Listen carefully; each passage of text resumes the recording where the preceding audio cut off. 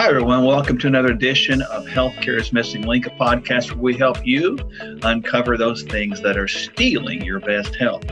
I'm your host, Dr. Mark Sherwood. Welcome to another unique edition called Just Good News. We always take some time out of our normal routine of having guests, etc., to just bring you some good news. The world is perpetuated right now with a lot of negativity and fear. And we want to offer some good news because good news is good medicine for the soul. Just like a smile brings joy to the heart, good news is good medicine. So we're going to bring you some good medicine today. We're going to talk about two stories. One about companions. I think we all understand what that companion can be. And sometimes they're people, sometimes they're animals. And second, a story of heroism by a young man who seemed to be in the right place at the right time with the right training.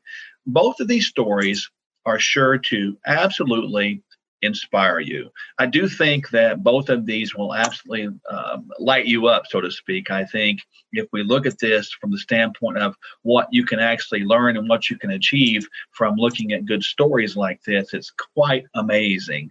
So the first one we're going to talk about is an organization called Pets for the Elderly. Now, any pet owner can attest to the many benefits of living with a furry friend. Research has confirmed that health benefits of senior pet ownership has appeared in well-respected publications and medical journals. Isn't that picture of that little kitty cat cute if you were seeing this visually? So therapy animals, as we all know, have long been trusted companions of people with disabilities. We see them going to the airport, etc., many times and actually on airplanes.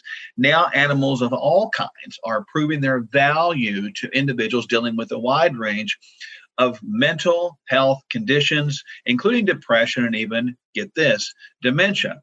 The Pets for the Elderly Foundation is a public charity whose mission is to provide companionship to senior individuals through pet ownership while saving the lives of companion animals in shelters, animals which would otherwise be destroyed due to lack of appropriate homes and even space limitations. So Avram Katz began the foundation in 1992 with two shelters near Cleveland, Ohio.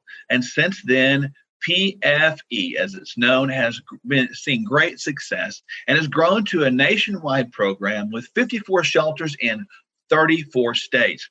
PFE branched out nationally in 2002 and has helped successfully place, get this, nearly 100,000 companion animals with senior adopters. Amazing. The Pets for the Elderly Foundation helps pay the fees to participating animal shelters throughout the United States for senior citizens who are characterized as age 60 or older, who adopt a companion dog or cat from a participating shelter, including pre-adoption veterinary exams and spay neuter if part of the adoption fee. So interesting, they pay for the fees and get this pet ready you can bring him into your house and into your life. Keep in mind that studies have shown that the health benefits of having a pet may include the following. Get this: decreased anxiety, decreased blood pressure, decreased cholesterol and triglyceride levels, decreased feelings of loneliness, and increased opportunities for socialization and exercise. While these benefits apply to the general population, there's an added advantage that pets provide to older people, according to Susan Kurowski, the executive director of the Pets for the Elderly. And she says, and I quote, "Seniors take better care of themselves because somebody's counting on them. They maintain a routine. They take their vitamins and their prescriptions on time because there's someone relying on them. And that is so important." The nonprofit recently announced expanding to offer not just discounted adoption fees, but also financial assistance with veterinary care, food, grooming, and other expenses. Kurowski said the goal is to have at least one participating shelter in all 50 states by the time the expanded program officially launches January 1st, 2021. I love this quote. It's from a pet owner named Pat Smith, And she says this: he's a wonderful companion. She has a little dog, by the way. He's very active, but he's really my best buddy. No matter where I go in my house, he follows me. He's a real comfort to me. She credits her energetic dog with getting her moving a lot more and hopes other seniors will consider adopting dogs. I just think everybody should have a pet, and that's Pat Smith. It's interesting to think about this whole idea that Pets for the Elderly Foundation is doing these wonderful, wonderful things for these seniors all around. And it's amazing. If you would indeed like to make a difference in the lives of seniors and shelter animals, you can donate at petsfortheelderly.org/donate. Or if you go to the website, petsfortheelderly.org, there is a way to navigate to the donate section. A worthy endeavor. I think it does two things. It saves the lives of pets that are going to be put to sleep or euthanized, perhaps. And it also gives elderly nice companionship. I think the elderly need companionship these days. I wish that this was part of nursing home facilities. It really needs to be considered as a strong adjunct to therapy. People need to be needed. People need to be wanted. People need to feel love. And sometimes pets give more love than people. And that's a shame to say that, but it's actually true. So the moral of the lesson today in this story, before we go on to the next one, is really about loving people as you want and need love. Loving people as you want and need love takes effort. Love is an action. Love's just not a verb or a word. You take action with it. So love, you can say, I love you, but if you don't do anything behind it to match that up, we are sorely lacking in the very definition and description of love being a verb. So learn to love more often, and perhaps giving a pet is something of a loving thing that you can do. Our next story is one that I find very fascinating. His name is Zach Cowboy Kokenzie. He saves a child's life, get this, while working in a drive-through. Amazing. So with COVID-19 going on, Chick-fil-A in Manchester Expressway's dining room is still closed, which ensures the drive-through is staying busy, and they have multiple team members around the building to expedite quick service. One of those team members was a Columbus High School graduate and Eagle Scout, Zach Cowboy Kokenzie, nicknamed Cowboy for nearly breaking his finger while riding a horse that tried to buck him off recently. How would you like to have that nickname of Cowboy? On October 12th, 2020, shortly after the busy lunch rush, panic-struck cries were heard in the drive-through line. The cries were coming from an SUV just outside the drive-through window. A father was seen rushing to the back of his SUV. Zach heard the panicked cries coming from the SUV drive-through as well, and due to his Eagle Scout training and days of being CPR certified, he didn't run away from the commotion. He went right to it. He observed the father and another customer trying to free what appeared to be a choking child in the rear seat.